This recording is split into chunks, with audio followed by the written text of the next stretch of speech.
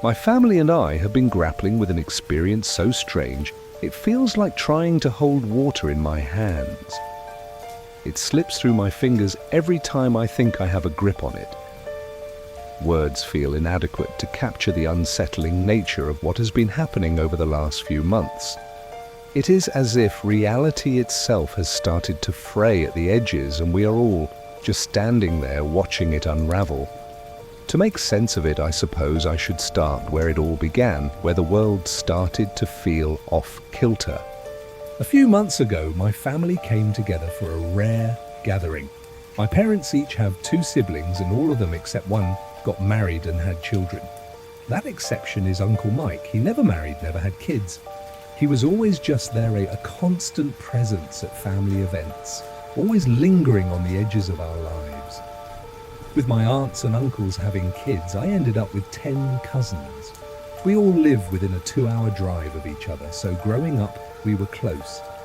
Our family is a tight-knit web of shared memories, holiday dinners, and the occasional squabble over who ate the last slice of pie. Despite our closeness, it is rare for all my aunts and uncles to be in one place at the same time. Work schedules, vacations, and life in general tend to keep us scattered. So when we planned a big family meal at my Aunt Mary and Uncle Kyle's house, it felt like a special occasion, a chance to reconnect. I will not bore you with a roll call of every family member. Listing names and relationships feels like handing you a phone book when all you need is a quick note. Besides, you probably already know more about my family than you ever wanted to, but I promise this context matters. It is the foundation for understanding just how bizarre that night was and why it has left me questioning everything I thought I knew. Let me set the scene for what happened that strange night. It was a warm evening, the kind where the air hums with the promise of summer. My parents and I drove over to Aunt Mary and Uncle Kyle's house for a backyard BBQ. Their home is a sprawling suburban affair with a wide lawn and a patio that seems made for gatherings like this. As we pulled into the driveway, the noise hit me first. The backyard was alive with chaos. My cousins were running around, some playing tag, others tossing a frisbee that kept getting stuck in the bushes. The adults were scattered in clusters, some tending the grill, others setting out plates and bowls of chips. Laughter and shouts mingled with the sizzle of meat on the grill and the faint hum of cicadas in the distance. I felt a familiar urge to shrink into the background. I am not antisocial exactly, but big family gatherings can be overwhelming. I was there for the free food, plain and simple, and I planned to keep my head down until it was time to eat. We all eventually settled at a long wooden table set up under a canopy of string lights. The table was a patchwork of mismatched chairs and colourful tablecloths, a testament to Aunt Mary's knack for making things feel cozy despite the chaos. I busied myself with keeping the napkins from flying away in the evening breeze, tucking them under plates and cups. It was a mindless task, one that let me tune out the overlapping conversations around me. I was not really listening, just nodding along when someone spoke in my direction. That is, until Aunt Mary appeared with a platter of hot dogs so charred they looked like they had been through a forest fire. My mum Lisa burst into laughter, the kind that starts as a giggle and builds into a full belly laugh. Is burning food genetic or something? How on earth do you guys always do that to food? The Johnsons need to leave the cooking to the Morgans, Mum said, her voice dripping with playful sarcasm. She leaned back in her chair, fanning herself with a paper plate as if the sight of those hot dogs was too much to bear. The table erupted in chuckles, but Uncle Kyle, who was flipping burgers at the grill, shot her a puzzled look. "What are you on about, Lisa?" he said, his tone sharp but not unkind. He wiped his hands on a towel slung over his shoulder, his brow furrowed as if Mum had just accused him of something absurd. "I mean, Mary burnt the hot dogs and Mike always burns food when he cooks. Remember, we had to ban him for months from cooking because we had to order takeout like 3 times in a row." Mum's words were light teasing, but they carried a weight of shared memory. The table laughed again, the sound warm and familiar. I could almost see the scenes playing out in their minds, the times Uncle Mike tried to cook, only to produce inedible disasters. There was the infamous Thanksgiving where his mashed potatoes were more glue than food, and the summer picnic where his attempt at grilled chicken sent us all scrambling for pizza delivery. Sighs of recollection passed from person to person, a chorus of nostalgia, until my dad spoke up, cutting through the laughter. Honey, what are you talking about? Mike is your brother. I really should not have to remind you of that. His voice was gentle but firm, like he was stating a fact as obvious as the sky being blue. Mom rolled her eyes, her usual response when Dad tried to correct her in front of everyone. It was a familiar dance one I had seen 100 times. But something about it made me pause. I spoke up, my voice cutting through the lingering chuckles. Wait, I am confused. Whose side is Uncle Mike on? What is the joke? I do not get it. It was a simple question, but it felt heavier the moment it left my mouth. You would think I would know which side of the family Uncle Mike belonged to. After all, he was a fixture at every family event, always there with a quick joke or a story that went on a bit too long. But my aunts and uncles all act like one big family, calling each other siblings regardless of whose side they are on. My grandparents do the same, treating their sons and daughters-in-law like their own kids. It is a warm habit, but it can blur the lines, and I had never really stopped to think about where Uncle Mike fit in the family tree. The table fell silent for a moment before erupting into laughter again, as if I had told the funniest joke of the night. I felt my cheeks flush, unsure if I was missing something obvious. Finally, Mom answered, her voice warm but tinged with amusement. "Do not be silly, baby. Mike is your dad's brother." Her words were confident, but as they landed, half the table froze. Faces that had been laughing moments before now looked puzzled, some even a little uneasy. Aunt Mary, who was still holding the plate of charred hot dogs, spoke up, her voice sharp with confusion. "Lisa, what are you talking about? He is on your side." "He is a Morgan." She scraped at the burnt edges of a hot dog as if the act could ground her in the face of this sudden uncertainty. "Okay, now I am with Amy. I do not get the joke." Mum said, her eyes narrowing as she looked at me, then scanned the rest of the group. Her playful tone was gone, replaced by a flicker of doubt.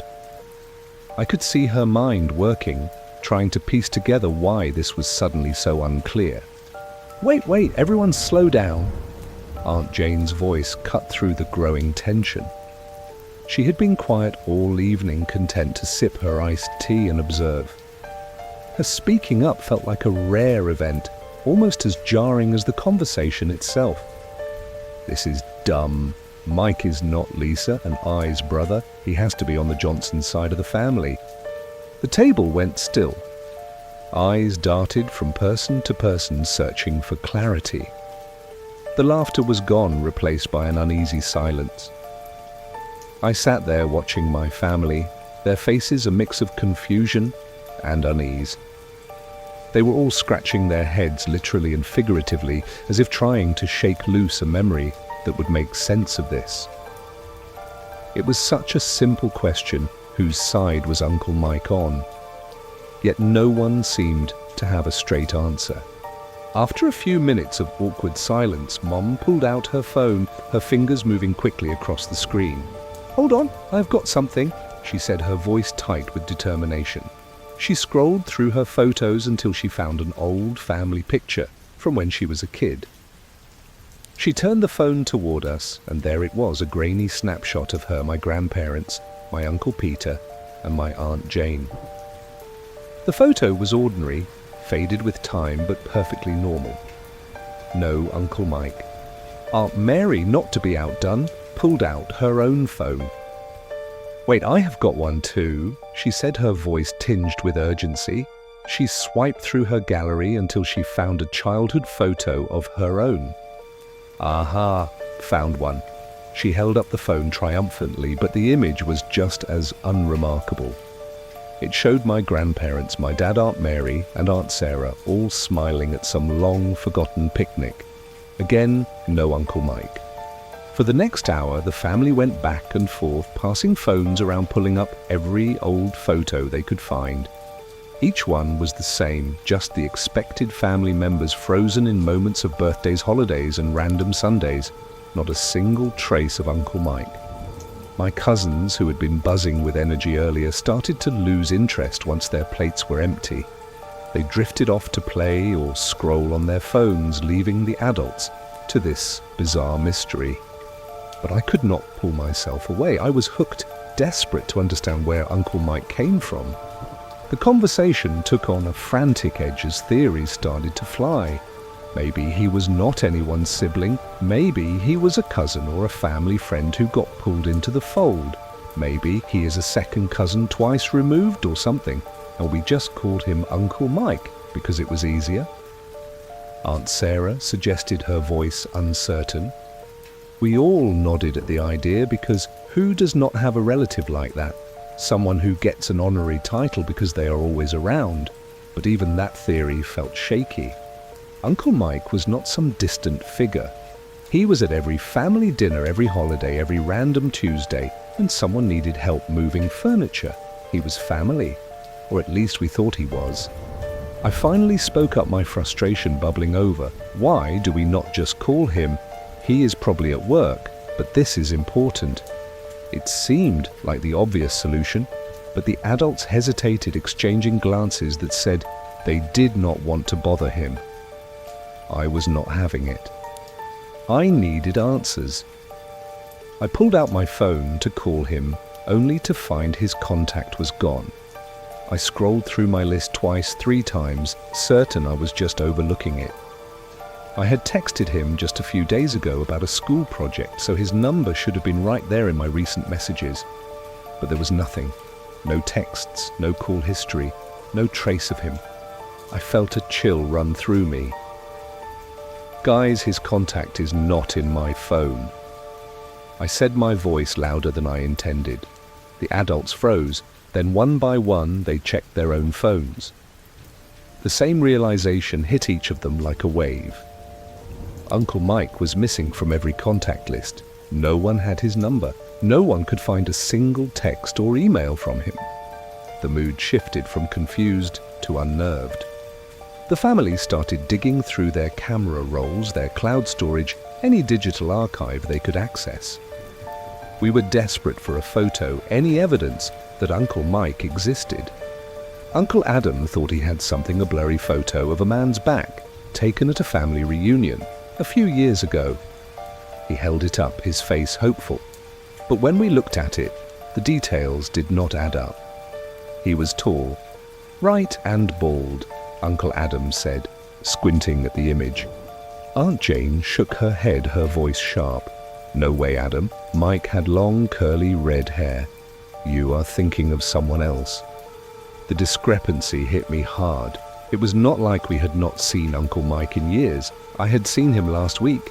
He came over to help me with a math assignment, his usual mix of patience and terrible explanations, making me laugh despite my frustration. I could picture him sitting at our kitchen table, his coffee mug leaving a ring on the wood.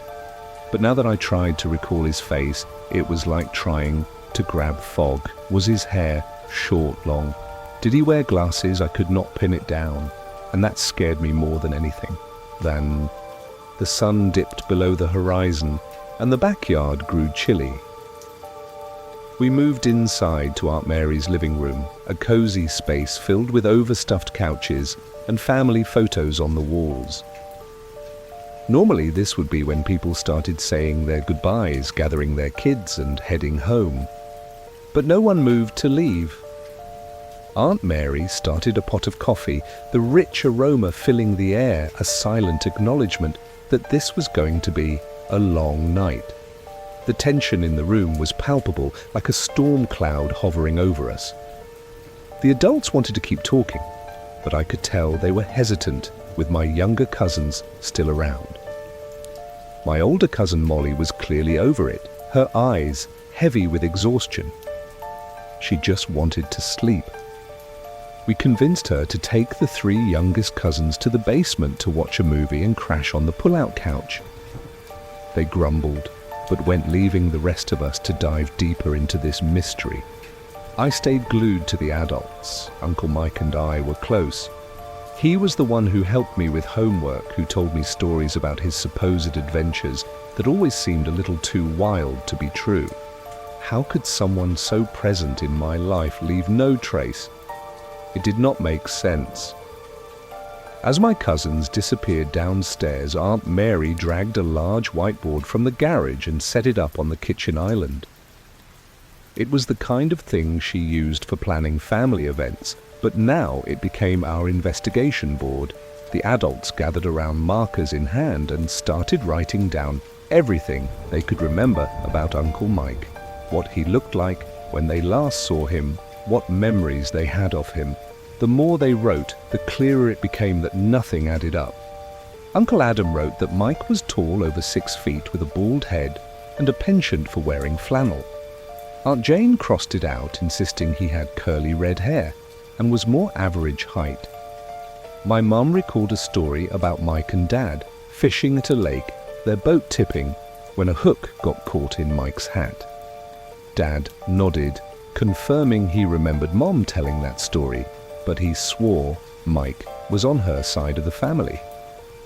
Aunt Sarah chimed in with a memory of Mike at a Christmas party, wearing a Santa hat and burning a batch of cookies so badly the smoke alarm went off. But Uncle Kyle shook his head, saying he remembered Mike being at a different party, one where he was definitely a Morgan. The whiteboard filled with conflicting details, each memory contradicting the last. Even when multiple people were in the same memory, they described Mike differently. It was as if he was a different person to each of us, a chameleon blending into our lives without ever fully belonging. The only things we could agree on were a handful of traits. He was a man. He never had a moustache. He was tall, or at least most of us thought so. He was terrible at math, always joking about how numbers hated him. And he loved Jim Carrey movies, quoting lines from The Mask or Ace Ventura at every opportunity. It was a pitifully small list, a random collection of facts that felt like grasping at straws. The night wore on, and the conversation grew more desperate. Someone suggested calling other relatives, distant cousins or family friends who might have met Mike. My aunts and uncles started dialing numbers, speaking to people I barely knew existed. I overheard snippets of conversations, each one ending in a dead end. I think I met him once, but I cannot recall what he looked like. Or I remember him at a wedding, but whose brother was he? No one had answers. It was like chasing a ghost. As the hours ticked by, the question loomed larger. Who was Mike? Was he some con artist who had wormed his way into our family, telling one side he was a Morgan and the other he was a Johnson? Or was it something darker, something we could not even name? The deeper we dug, the more unsettling it became. I was shocked. The adults let me stay up with them, but I think they were too caught up in their own confusion to send me to bed. By the time the sun rose that Saturday morning, we were no closer to answers. The whiteboard was a mess of crossed-out notes and half-formed theories. My eyes burned from lack of sleep, and the coffee had long gone cold. The deeper we went, the less real Uncle Mike seemed. We had scoured the internet searching for Mike Johnson, Mike Morgan, or any variation of his name, combined with other family surnames. But without a clear image of what he looked like, it was like searching for a needle in a haystack the size of a continent. Every lead fizzled out, every photo came up empty.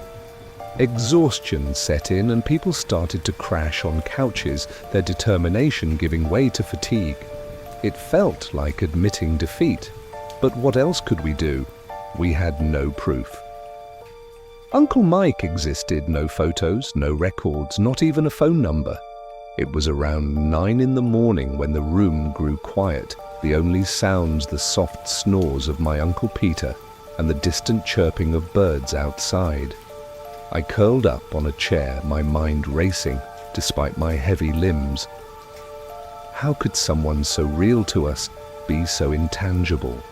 At 11 in the morning, the sound of my cousins playing in the next room jolted us awake. The younger kids had wandered upstairs, their laughter a stark contrast to the heavy atmosphere. We all sat up, rubbing our eyes the reality of the night before, settling in like a bad dream. I could see it in their faces the moment they remembered it was not a dream at all. Aunt Mary yawned and shuffled to the kitchen, muttering about finding something for the kids to eat. She opened the pantry only to find the cookie jar nearly empty, a telltale sign the kids had raided it during the night.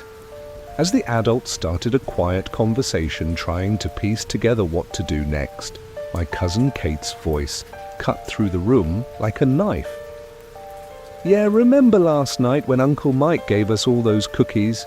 It was so much fun," she said, hopping from one foot to the other, her face lit up with the memory. The room froze. Uncle Adam's head snapped up, his voice cracking as he tried to sound stern. "Wait, Kate, get over here and say that again." Kate wandered over, her eyes wide like a puppy, unsure if it was in trouble. "What did I do wrong, Uncle Adam? I thought if Uncle Mike offered us cookies, I could have them." "Kate, you are not in trouble. This is very important. Are you telling me Uncle Mike was with you guys last night?" Uncle Adam's voice softened, but there was an edge to it, a mix of hope and fear. "I mean, not the whole night, but he brought us all cookies and put a movie on for us. Then he said he wanted to go hang out with you guys upstairs." Kate's voice was small but certain. She looked around, confused by the sudden attention. We all started looking around the room, our eyes scanning for any sign of him. We questioned the other cousins. Some said they saw him, others swore he was not there.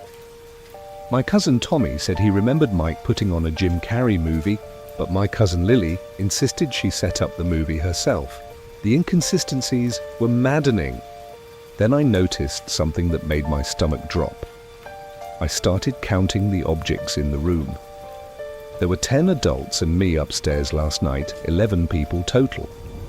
But there were 12 plates on the table with crumbs from our late-night pizza order, 12 spots laid out with blankets and pillows in the living room, 12 mugs and cups scattered around some still half full of cold coffee. He was here last night. I pointed it out, my voice trembling. "Guys, there are 12 of everything."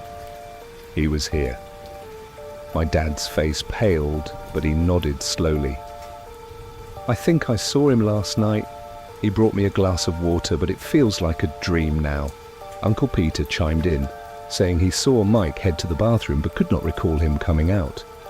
The memories felt planted, like they were slipped into our minds after the fact. How could we see him and not realize it was him? The unease in the room grew thicker, a shared realization that something was very wrong. I felt a restlessness bubbling inside me, a need to do something, anything to make sense of this.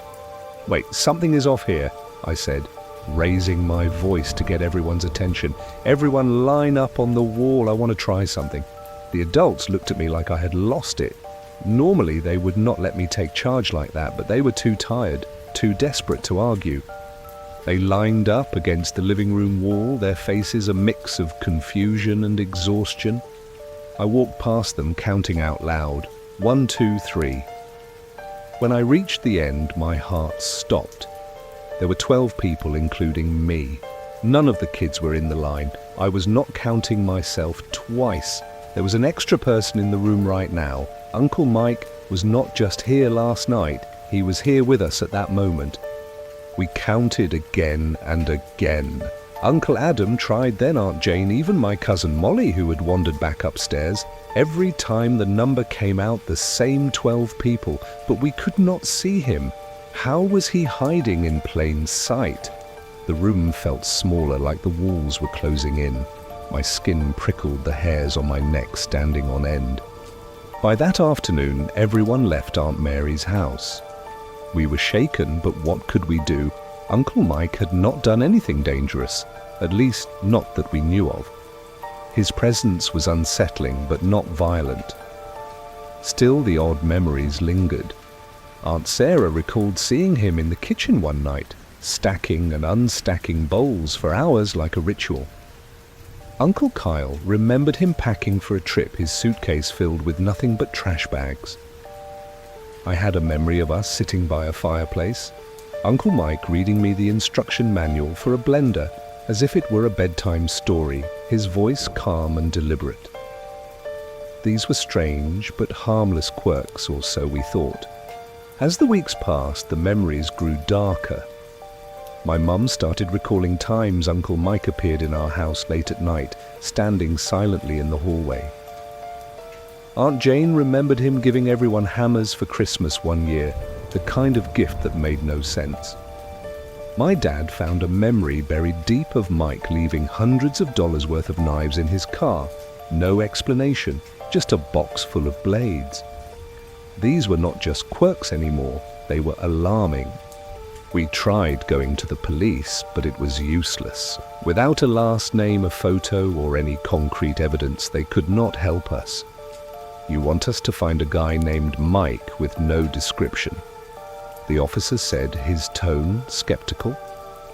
We left the station feeling defeated, the weight of our own uncertainty pressing down on us. So who is Uncle Mike? I can say with absolute certainty I have no idea. Is he a man, an entity, a shared delusion, or is he nothing at all?